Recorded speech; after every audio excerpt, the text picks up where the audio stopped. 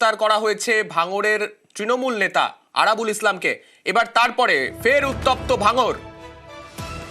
Trinamool ISF সংঘর্ষে উত্তেজনা, পতাকা ছেঁড়ার অভিযোগে ঝামেলা।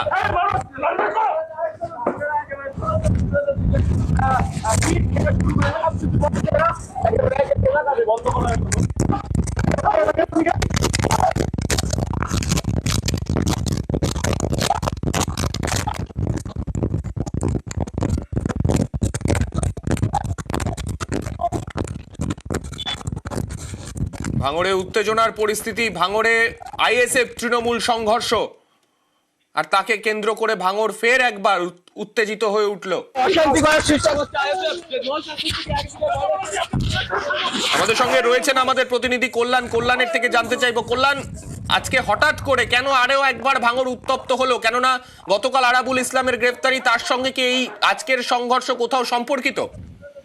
না, একেবারেই সৈনিক জানিয়ে রাখি, এই যে গতকাল আরাবুল ইসলামকে গ্রেপ্তার হচ্ছে সেই ঘটনার সঙ্গে এই ঘটনার কোন রকম সম্পর্ক নেই।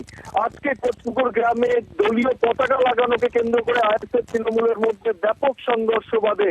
উভয় পক্ষের মধ্যে বিশাল জমায়েত ছিল, সেই জমায়েতের মধ্যেই কিন্তু প্রথমে বচসা এবং তারপরে কিন্তু সংঘর্ষের সূত্রপাত হয়। খবর পাওয়ার সঙ্গে সঙ্গে কিন্তু পোলেরহাট থানার বিশাল পুলিশ বাহিনী তারা কোচপুকুর এলাকায় যায়। কোচপুকুর এলাকায় গিয়ে ব্যাপক লাঠিচার্জ করে, পুলিশ লাঠিচার্জ করে উভয় পক্ষকে ছত্রভঙ্গ করে দেয়। এই ঘটনায় প্রায় 10 জনেরও বেশি আইএসএফ এবং তৃণমূল কর্মী তারা কিন্তু আহত হয়েছে। উভয়কে উদ্ধার করে জিরাঙ্গাতে ব্লক প্রাথমিক স্বাস্থ্য কেন্দ্রে ভর্তি করা হয়েছে, সেখানে তাদের চিকিৎসা চলছে। ইতিমধ্যেই এলাকা যথেষ্ট উত্তপ্ত থাকায় পুলিশ পিকেট বসেছে কিন্তু বেশ, আমরা সেই ছবি দেখতে পাচ্ছি। যেরকম পরিস্থিতি হয়েছে তাতে যথেষ্ট উত্তেজনা রয়েছে এলাকায়। কল্যাণের থেকে আমি আরো একটা বিষয় জানতে চাইবো, এই গোটা ঘটনায় যে সংঘর্ষের পরিস্থিতি রয়েছে তাতে এখনো পর্যন্ত কেউ আহত হওয়ার খবর রয়েছে, বা আহত হলেও কতজন আহত হয়েছেন?